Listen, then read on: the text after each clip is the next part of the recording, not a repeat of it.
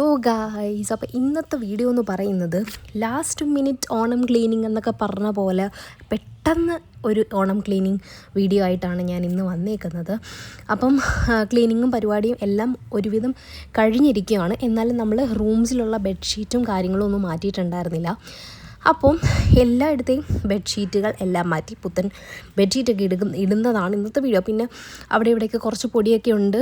നമ്മുടെ മറ്റേ ആർട്ടിഫിഷ്യൽ പ്ലാന്റ്സിലൊക്കെ പൊടിയൊക്കെ ഉണ്ടായിരുന്നു. അപ്പോൾ അതൊക്കെ ഒന്ന് തട്ടിത്തൂക്കണം. പിന്നെ കഴുകാനുള്ള മുഷിഞ്ഞ തുണികളെല്ലാം മാറ്റണം.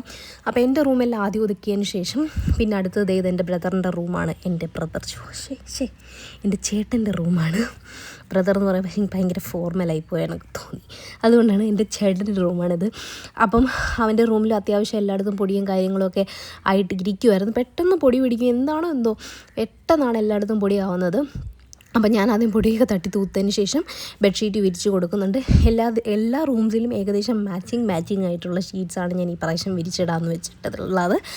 അപ്പോൾ ഞാൻ അവൻ്റെ റൂമും ഷീറ്റൊക്കെ വിരിച്ചതിന് ശേഷം നേരെ ഹോളിലൊക്കെ വരുന്നുണ്ട്. ഹോളിൽ നിങ്ങൾ നേരത്തെ കണ്ടിട്ടുണ്ടാവുമല്ലോ, ഹോളിൽ ഓൾറെഡി എല്ലാം പൊടിയൊക്കെ തട്ടിത്തൂത്ത് വൃത്തിയാക്കി കിട്ടേക്കുമായിരുന്നു. എന്നാലും ഒന്ന് കുടഞ്ഞതിൻ്റെ ഒരു സാറ്റിസ്ഫാക്ഷന് ഞാൻ എല്ലാം ഒന്ന് വൃത്തിയാക്കുന്നുണ്ട്. പിന്നെ വേറൊരു ട്വിസ്റ്റ് എന്താണെന്ന് വെച്ചാൽ ഇവിടെ എല്ലാം ഞാൻ വൃത്തിയാക്കി ഇടുന്നുണ്ട്. എന്നാലും ഞാൻ ഇവിടെയല്ല ഓണം ആഘോഷിക്കാൻ പോകുന്നത്, എൻ്റെ ഭർത്താവിൻ്റെ വീട്ടിലായിരിക്കും ഞാൻ ഈ പ്രാവശ്യത്തെ ഓണം ആഘോഷിക്കാൻ പോകുന്നത്.